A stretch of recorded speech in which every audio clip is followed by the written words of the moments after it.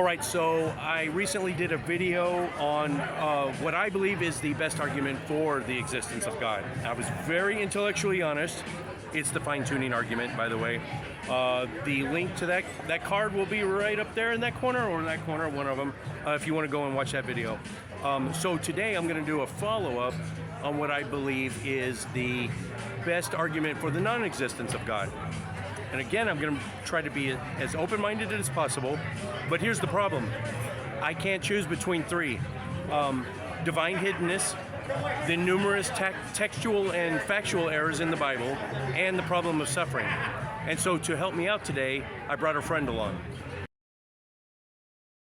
All right, Aaron, so we'll start with the factual and textual errors in all the world's holy books. We don't have to concentrate because pick one. There's going to be errors, right? Yeah. As an example, I'm going to use the Bible. There's 450 versions of the Bible, different versions just in English. All these versions are translated and compiled from various different manuscripts. Thousands of the oldest manuscripts all disagree with each other. Some versions have 66 books, some have 80, and anything in between. If there was a particular holy book that was authentic and authoritative, why are there 41,000 different religious denominations on earth that are all arguing with each other about it? And why are there 8 to 10 different books dedicated to different gods or different versions of God that all declare themselves to be the absolute truth and the revealed word of that one true God? And yet, none of them say anything of the sort that you would expect if God was actually dictating a book to people. And why would God dictate a book to people? God can make wishes come true. He literally wishes things into being. And I've often said that he can make everything that humans can't make. He can make dinosaurs and planets and viruses, but he can't make anything humans can make. He can't make a box, or a book, or a boat, or a building. He has to have us do his work for him, almost as if he's not there. And that's why all of these books contradict each other. And that's why they all say such ridiculous things. It's not just that they're all scientifically and historically, ethically, and morally wrong, cover to cover. It's that they don't say anything that the primitive people who receive these books, they're supposed to be getting like a primer for how to be human on this planet, right? I mean, they often say that the Bible is like a guide to life, except that it doesn't give you any useful information. It tells you how to cure scabies or leprosy by using an elemental spell that involves blood magic, right? Shit that we know doesn't work. It doesn't ever tell you anything practical about like microbes or why you shouldn't eat carrion. It says don't eat carrion on the side of the road, but it doesn't tell you why. Carrion is roadkill. Yeah. It doesn't tell you why you shouldn't do that. It tells you not to eat pork, but doesn't give you a reason why. Well, the reason that it gives is because of the cloven hoof, which matches the deer. You're allowed to eat deer, but not pig. What the hell's the difference? Oh yeah. They all have a cloven hoof. And so none of these books, when you get into like the Quran, well, we shouldn't talk about the Quran because it's too recent. If you go back older than the Bible, if you go back to the Avestas of Zarathustra, or to the Vedas, the Upanishads. Exactly. You get into the Hindu scriptures, like that's a whole library full of stuff. And again, it's just all stories that are clearly mythology, and a whole lot of it is metaphorical. I mean, obviously so. So this is not the way God could devise something like DNA. This is not the way that sort of a mind would construct a book. And the way that people have a tendency to think in dichotomies is such, you become such a religious extremist, everything has to be this or that, right? There's no sense of nuance. When you're talking to somebody that is trained in science and compartmentalizes their faith, and they accept evolution, but they also believe in Jesus, whatever, they've got this middle-of-the-road position, they're more unassailable. They have a stronger faith, it seems, than the people who are so far into the science denial that one chink in the armor and the whole thing comes down.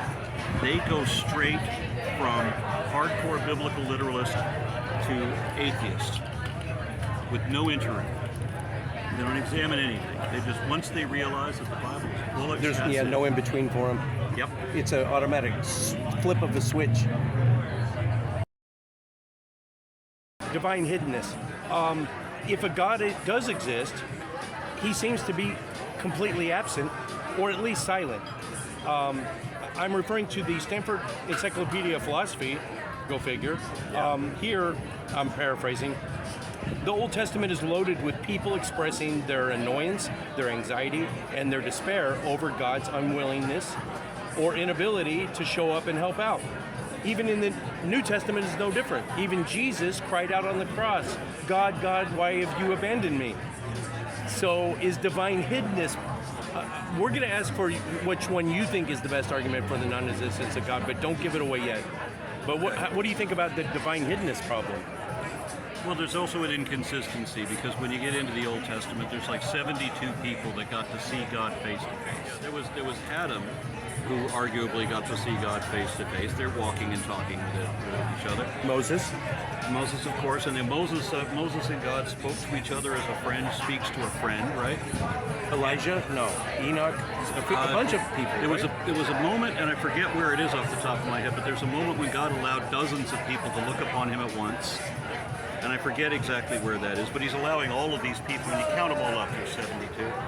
An important one, and this is the reason I say it's important, is because it's the beautifully foul way, it's the ridiculous way that believers will deny this. I saw a children's cartoon reading the Bible to kids, and it shows Abraham talking to a twinkling star, and the twinkling star represents God.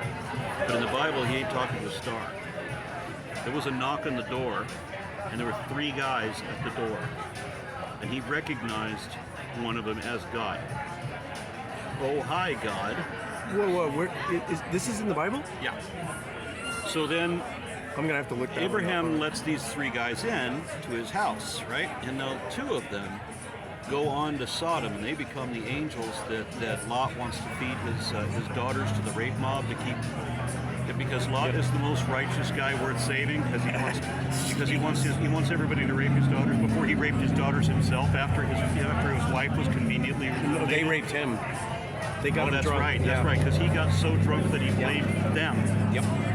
And if you're able to believe that story, I mean, that's already pushing on credulity, right? A guy says he got so drunk that he molested both of his daughters, still had the capacity to perform the function to completion. Possible, but highly unlikely. Yeah, I mean, of all of the things the Bible asks you to believe, if you're able to believe that one, of course you think the sun stood still and the guy lived 3 days inside a fish, because you're just that gullible. I would have less trouble believing the woman turned into a pillar of salt than believing the story about why this guy molested his own kids. But the inconsistency there is that then Abraham sits with God. God sits with Abraham. They walk over to a tree and they sit and they have lunch together. I need to go back and look at this. So this is not Abraham talking to a twinkling star. This is God in his house or on his property, and they're sitting under a tree having lunch. And then in the New Testament, you have something similar. Because while people are complaining that God never shows himself, you have that moment when you get the Trinity sort of expressed in a weird-ass way, when God takes the form of a talking cloud and talks to people saying, he introduces Jesus to the Jews. He says, "This is my son in whom I am very proud." That's a cloud talking to people about Jesus. The cloud talking about Jesus. And then the Holy Ghost shows up. And the weird thing about that is that the Holy Ghost shows up. Now you realize the Holy Ghost is the other third part of this Trinity, and he leads Jesus off to someplace Jesus didn't already know. So the Hindu, Trimurti. The Christian Trinity is a parallel of the Trimurti, because Jesus and Jehovah and the Holy Ghost are all 3 different personalities exhibiting or maybe coalescing into a Godhead, just like the Trimurti. And at some point, the Christians have usurped that Godhead in the same way that Bhakti usurped the Trimurti by saying that Krishna was the supreme personality of the Godhead, and now suddenly Jesus becomes his own father. Wow. Yeah, so that Jesus is a physical incarnation of himself. If Jesus was supposed to be God's avatar for playing in this video game called reality, then when we talk to Jesus, we're talking to God. God knows what we're saying, and maybe Jesus can do things God can't in that world because he's not a video game character. But Jesus still knows everything God does because that's still an extension of God. But Jesus says in the Bible that he doesn't know things that God knows. That's what I was about to say. The most common apologetic for that is that Jesus consciously turned off his omniscience temporarily while he was in flesh. Any excuse will do, huh? Right. So what was the purpose of killing yourself? To appease yourself for a law that for a thing that, because you wanted to punish people for doing something you should have praised them for because you made knowledge a sin? Yeah. The hell is wrong with every part of that story? Right. It really disturbs me how anybody manages to believe any of it, but all of the belief seems to come from an act of conscious will, where these people are convincing themselves to be convinced. I saved the best for last. I'm leaning towards this one as the best argument we have, is the problem of suffering. The age-old question, why do bad things happen to good people? I've got a video on that, and there's the card. Wait, it might be over there. You'll see the card now. And so if you want to go look, it's like 26 minutes long. My channel isn't great quality content, but this video I spent 3 months on, and I cried the whole way through it, and you'll know why when you go see it. So the problem of suffering, Hitler, provided he confessed his sins prior to offing himself, is now in heaven. And Anne Frank, who was Jewish, is burning in hell. I mean, that right there. The most common apologetic for this is that God is testing our faith somehow. But how does that apply to an infant with leukemia? How is he testing that kid's parents' faith? Well, the kid's still suffering. Problem of suffering, are you going to see? God is supposed to be infallible and omniscient and all of that, so there's no reason to test anything anyway. The problem of suffering was one of the things that bothered me as a kid before I'd ever read a philosophical argument in my life. I remember having a huge problem with that, and the problem that I had is probably a little different from what most people have. Because I was never the type that felt sorry for myself. I've always felt fortunate. Even in my lowest periods of life, I've always recognized what advantages I have over other people. But I've also seen people that like good Christian people, if you will, if there's such a thing, that they suffer terrible things, and I frankly couldn't even survive. And I see people just live through this kind of thing regularly, and having done nothing to deserve the terrible misfortunes that come to them. I've done nothing to deserve the fortunes that befell me when I was born, basically. And they're not great fortunes, to be sure. I've never been rich and all that. But as I said, I've always, instead of looking at rich people and thinking I wish that I had what they had, I would look at people on the other scale and say, well, I'm glad I'm not like them. I'm glad I'm not in their situation. So I feel sorry for the people that are in their situation, especially when they didn't apparently do anything to deserve the karma that befell them. So that was my problem. And then watching people get away with incredible injustice without ever knowing they've done anything wrong. That's the thing that gets me. When people manage to skate by, shit on everybody, and you can't get them to understand that they maybe should have apologized for something ever. Because there's some people that are so insensitive to everyone else that they never see that they've done anything wrong. I see the things that I've done wrong. There's a saying that if you live long enough, you become the bad guy in your own story. And I'm seeing that. I'm looking back at who I was when I was a young man. What you consider wrong, or what society has labeled wrong. I was a very ignorant kid. I'm amazed at the attitudes that I had. I don't know how else to put it. I can remember things that I said or did or whatever to other people because I think I'm special back, 30 or 40 years ago, and I'm embarrassed about that.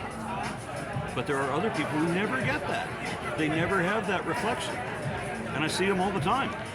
You know, that they think that they are the reason that the universe exists, and anything that happens to someone else is to get vengeance. I have a hard time understanding the concept of vengeance. Why would I want vengeance? Why would God? Well, exactly. Why would God? Vengeance is mine, saith the Lord. Why? Yeah. What? How could God appreciate vengeance, much less get it? What could he have to avenge? What could we possibly do to this guy? There's no reason for the sacrifice. There's no reason for Jesus to come here in the first place. There's no point or purpose behind any of the religious. As a matter of fact, some believers have told me that if God didn't exist, then everything would be meaningless. And I said, well, if your version of God existed such that you can just throw out all the scientific consensus of everything we know about radiometric dating and biology and everything else, such that evidence doesn't mean anything. Oh, well, I would have thought that Epicurus solved this argument thousands of years ago. Yeah. That'll be on the screen right now if you're not familiar with it. The Epicurean paradox. So, Aaron, of the three, the problem of suffering, divine hiddenness, and the numerous textual and factual errors in the world's holy books, or maybe one I didn't even bring up, which do you find the most compelling? The one that you brought up about the textual issues with all the various scriptures, that's going to be the big one, for the reason that, one, they're all stupid, and two, that's the only thing anybody can say that they know about God. And it's obvious that the people who wrote this stuff didn't know what they were talking about, so it's a fantastically weak argument. The other one, I think at some point you mentioned an argument for the existence of God, which was supposed to be... Mine was the fine-tuning. The fine-tuning. And my argument against the existence of God would be the lack of fine-tuning. The fact that we can only exist temporarily on a fraction of the skin of this one mote of dust in a 78 trillion light-year wide galaxy, so far as we know, because we can tell, clearly this universe was not created with us in mind. That's good. Yeah, I had Godless Granny on to help me out with that one, and she said the exact same thing. That if it were really finely tuned, it appears finely tuned if you look at the numbers, but as far as we know, this is the only planet we know of, and we can only inhabit maybe a quarter of its land area. Final thoughts. Let's see. So there we have it. Aaron, I guess, you know what? I'm still leaning towards problem of suffering myself. Aaron says it's the numerous factual errors in all the world's holy books. But I'd like to know what you think. So leave a comment in the description section below and tell me what you think, believer or non-believer. What is the most compelling reason to not believe in a God? Oh boy, those are hot. Oh gosh. Remember, you had one drop. It was a big drop, come on. But I am a wuss when it comes to hot stuff. When I get my nachos, I'm gonna get a little side of that ghost pepper ranch. That's as far as I was gonna go. But so I'm talking about a deity or deities, supernatural in nature, that directly interferes in human affairs and or created us. So that's it. Thanks for watching, and we will catch you all next time. Out of divine hiddenness, the problem of suffering, or the numerous textual errors in the world's holy books, what do you think is the most compelling? Oh, I know he's here, but I didn't see him yet. There's many problems with all of them, because they were all written by people hundreds of years ago without the benefit of science. But yeah, the problem of suffering.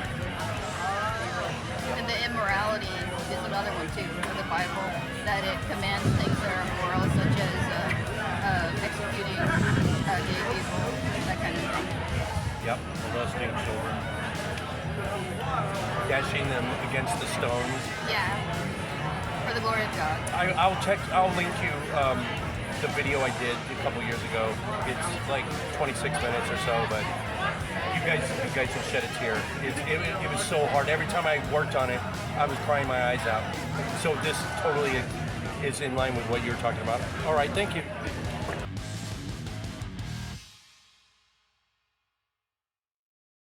Okay, the What did you get, dear?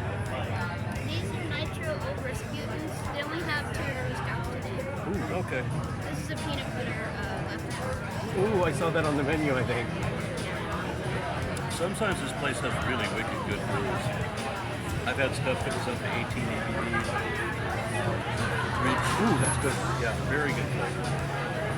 Normally I don't like Rasputins, so nitro must be better. Yeah, that's good. Ooh, I'm gonna get a little Andrew in the video too. Oh, okay. Bonus.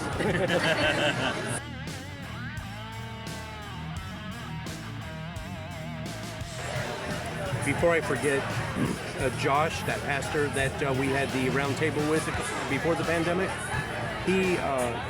I told him I was going to meet up with you today, and he said, be sure to ask him what beer that was that you turned him on to when we were at that shoot, because he really liked it. If you can think back. What the hell did I bring? It was you had it in a tankard. You put it in a tankard. Yeah, I might have brung, usually I share Full Grown, which is, it's out of McKinney. Full grown? Yeah, Full Grown Man. They do something called the Full Grown Man series. Full Grown Hombre, Full Grown Woodsman, Full Grown Scallywag. There's all of those. And they have different seasonings and everything. My favorite is Full Grown Beast. Full grown beast. I think that might. I was thinking Temptress, but that's too common. Yeah. Full Grown Beast is like 15% ABV, and it's very richly flavored. I want to say it was 19. I can't remember though. Whatever you brought. If it was in a tank, I think he poured it in the tankard. because sometimes we get growlers and stuff. Uh huh. Because we usually don't get growlers of those. We get those in a can, so that might not be it. Oh, 1980. there's not too. There can't be that many that are that high. There were some. I can't think of one that's I know. 19. I can think of a few that are 18. But we can't get them in Texas. We might sometimes bring Big Bad Baptist. Big Bad Baptist. And sometimes we bring Martin. Martin House Cochitis. I've never heard of that.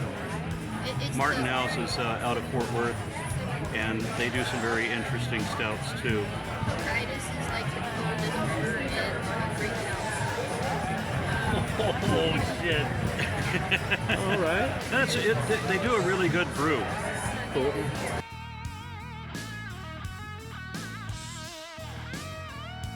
Then, I got some spicy wings for you.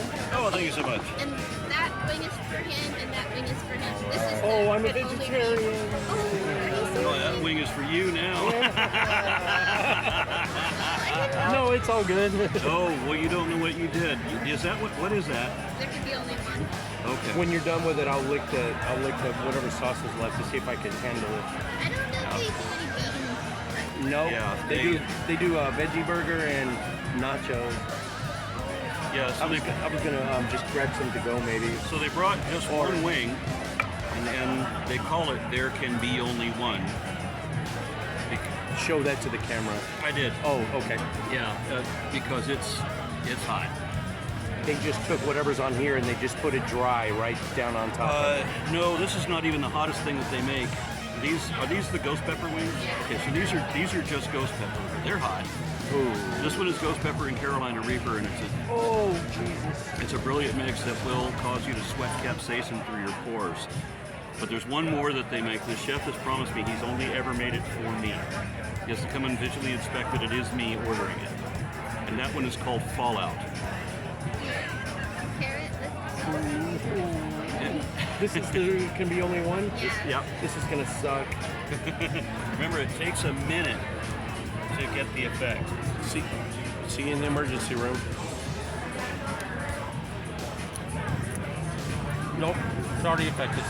Oh, okay. Okay. It's gonna suck, Aaron. Just give me 5 minutes. Yep. No. Oh. in a Marine Corps martial arts program, every day, it's 6 weeks long, every day they apply oleoresin resin cassatum to the grass that we do our physical training in. So we're burning. And then once we get 3 shots across the bridge of the nose. And then we have to go into a super hot sauna. Oh boy. Oh boy. But CS gas, like gas chamber, as a drill instructor, I got immune to that because I was in it so much. I was just going in there without a mask. Y'all are the only people out here, so. Thank you. It is good for y'all. I didn't know he was vegetarian. You don't serve out here. We do not. You have to go to the border. Yeah. All right, thank you. It's all good, man. Can I get another beer? I've been in the gas chamber. So Really? Like, You're military? Army. So like not. How did I never know that? He was trained to be a spy. Not really. Like a linguist. You were 86 Bravo. Yeah. But if I was Army, I was a I was a linguist. What language? Arabic, of course. It's a 1.5 year long school. You were at Monterey? Yes, I was. Holy shit. Spanish is only 8 months. Oh, you left out. Yeah. Oh no, I tried for Korean because I took 3 semesters of Japanese before I entered boot camp. So I wanted to keep the Asian motif going, but my D-Lab scores weren't high enough, so Spanish was all I could get. Arabic, you gotta have crazy high D-Lab score. Oh, I'm not even doing my first beer. What is this again? That is Old Rasputin, which is a commercial brand. They don't usually have commercial brands here. 17 ABV? No, I don't know. It's probably 9 or 10. It's hitting me like a goddamn brick Yeah, the 18. Mack truck. Yeah, that's right.